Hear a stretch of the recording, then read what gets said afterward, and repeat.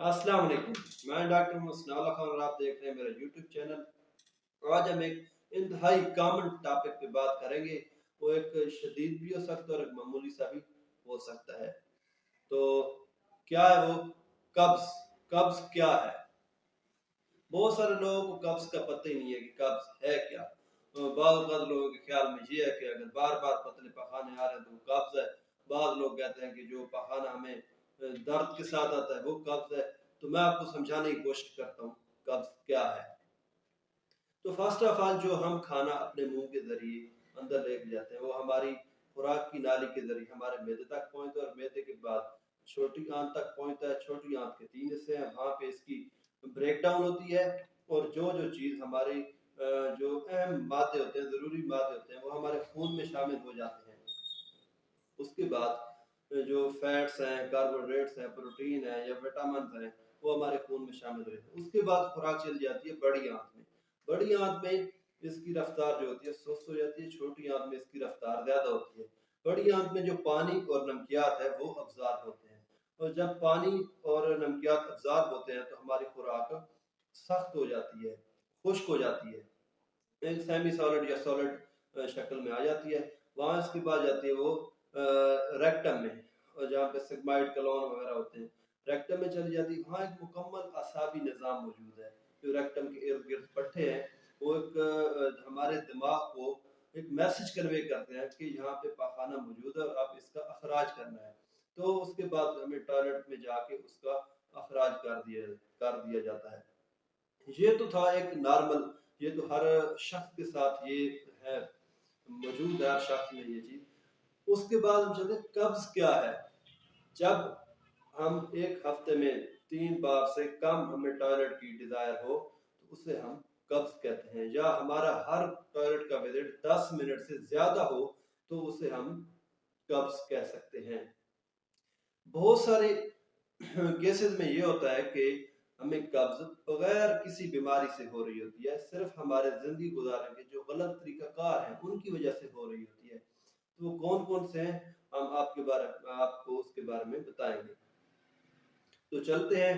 तो first of all जो है वो हमारी खाने का कोई टाइम टेबल नहीं होता। मतलब हम कई कई दिन नहीं खाते और फिर खाते हैं तो खाते ही चले जाते हैं।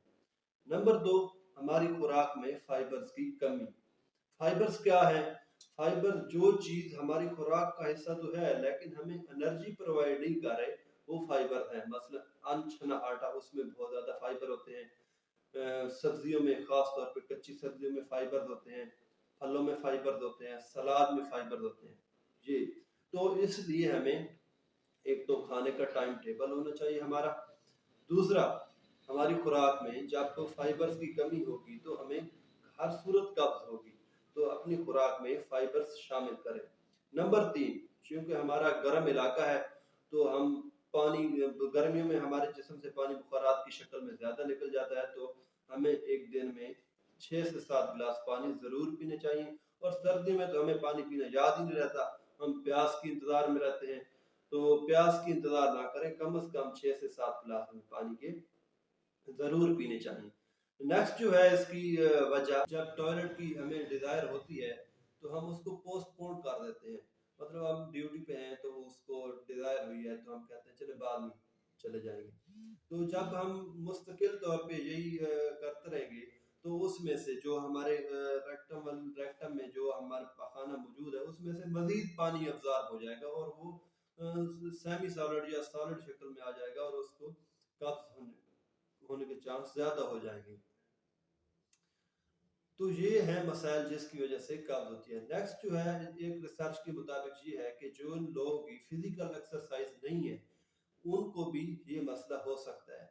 तो अगला है, जो हमारा एक टॉयलेट में बैठने का एक पोस्चर है वो एक करेक्ट पोस्चर है। अगर हम उसके मुताबिक नहीं बैठे तो हो सकता है हमारा स्टूल पास करते वक्त हमें पेन हो या कोई इस तरह की तकलीफ हमें हो।